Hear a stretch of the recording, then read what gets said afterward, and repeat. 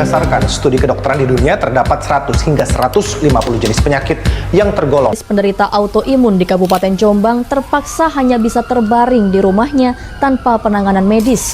Akibat penyakit yang dideritanya, gadis tersebut terus. Hanya penyakit autoimun dikarenakan semakin berkembangnya kemampuan serta metode diagnosa dalam ilmu kedokteran, sehingga dari waktu ke waktu penyakit ini semakin yang sama pada penderita autoimun, yaitu kelelahan, pegal otot, ruam kulit, demam ringan, rambut rontok, sulit konsentrasi atau mudah lupa, dan kesemutan pada tangan dan kaki. Apa itu penyakit autoimun?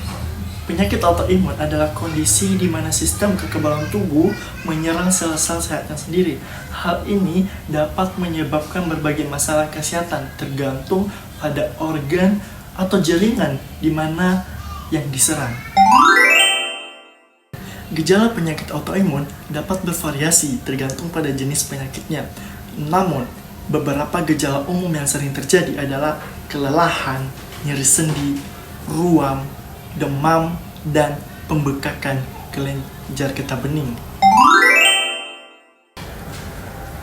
Lalu, bagaimana cara mendiagnosis penyakit autoimun? Diagnosis penyakit autoimun biasanya dilakukan dengan kombinasi 3. Yang pertama, tes fisik, tes darah, dan tes pencitraan. Tes fisik yaitu dokter akan memeriksa tanda-tanda fisik penyakit autoimun seperti ruam kulit, pembekakan sendi, dan demam. Tes darah dapat mendeteksi adanya antibodi yang menyerang sel-sel sehat. Tes pencitraan ini seperti X-ray, MRI, dan CT scan dapat digunakan untuk melihat kerusakan pada organ atau jaringan. Ada lebih dari 80 jenis penyakit autoimun yang berbeda. Beberapa jenis penyakit autoimun yang umum seperti lupus. Lupus adalah penyakit autoimun yang menyerang sendi, kulit, ginjal, dan organ lainnya.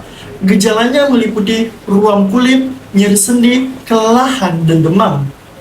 Rheumatoid arthritis. Rheumatoid arthritis adalah penyakit autoimun yang menyerang sendi dan menyebabkan rasa sakit, bengkak, dan kekakuan.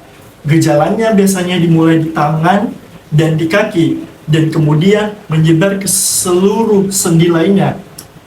Diabetes tipe 1. Diabetes tipe 1 adalah penyakit autoimun yang menyerang sel-sel pankreas yang menghasilkan insulin. Biasanya meliputi rasa haus yang berlebihan, sering buang air kecil, kelelahan, penurunan berat badan. Penyakit Crohn. Penyakit ini yang menyerang saluran pencernaan dan menyebabkan peradangan dan nyeri. Gejalanya meliputi diare, sakit perut, kram perut, dan penurunan berat badan. Meskipun penyebab pastinya penyakit autoimun belum diketahui, ada beberapa faktor yang dapat meningkatkan risiko, yaitu yang pertama, genetik. Jika kamu memiliki anggota keluarga dengan penyakit autoimun, kamu berisiko lebih tinggi untuk mengidapnya. Yang kedua, infeksi. Infeksi ini seperti infeksi virus, Epstein-Barr dapat memicu reaksi autoimun. Yang ketiga, faktor lingkungan. Paparan terhadap bahan kimia atau racun tertentu seperti asap rokok, pestisida dapat meningkatkan risiko penyakit autoimun. Jenis kelamin. Wanita lebih berisiko terkena penyakit autoimun daripada pria. Usia. Penyakit autoimun dapat menyerang pada usia berapapun, tetapi lebih sering terjadi pada dewasa muda. Pengobatan penyakit autoimun bervariasi tergantung pada jenis penyakitnya. Namun, beberapa jenis pengobatan umum yang sering digunakan, yaitu seperti obat-obatan untuk menekan sistem kekebalan tubuh. Obat-obatan ini seperti kortikosteroid dan obat imunosupresif dapat membantu mengurangi peradangan dan memperlambat perkembangan penyakit autoimun. Terapi hormon.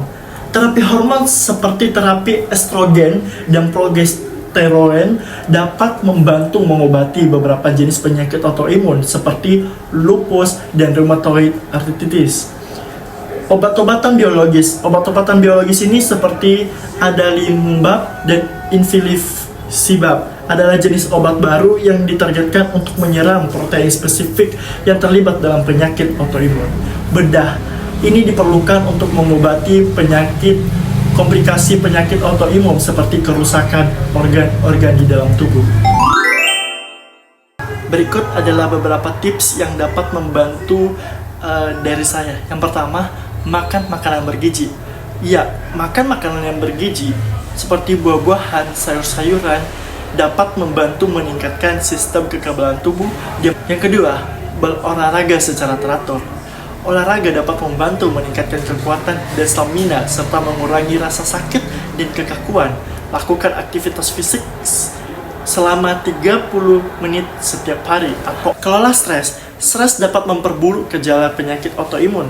Temukan cara untuk mengelola stres seperti yoga, meditasi, atau menghabiskan waktu di alam. Istirahat yang cukup. Kelelahan adalah gejala umum penyakit autoimun. Pastikan untuk mendapatkan tidur yang cukup setiap malam sekitar 7-8 jam. Berhenti merokok. Merokok dapat memperburuk gejala penyakit autoimun dan meningkatkan risiko komplikasi. Bergabung dengan kelompok pendukung. Ya, berbicara dengan orang lain yang memiliki penyakit autoimun dapat membantu kamu merasakan tidak sendirian dan dapat mendapatkan dukungan.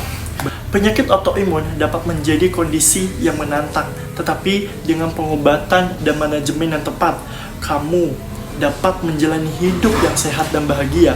Ingatlah untuk selalu berkonsultasi dengan dokter sebelum membuat perubahan pada gaya hidup atau pengobatan kamu. Sekian dan terima kasih dari video saya. Semoga video saya dapat membantu dan memberikan ilmu kepada kita semua. Terima kasih.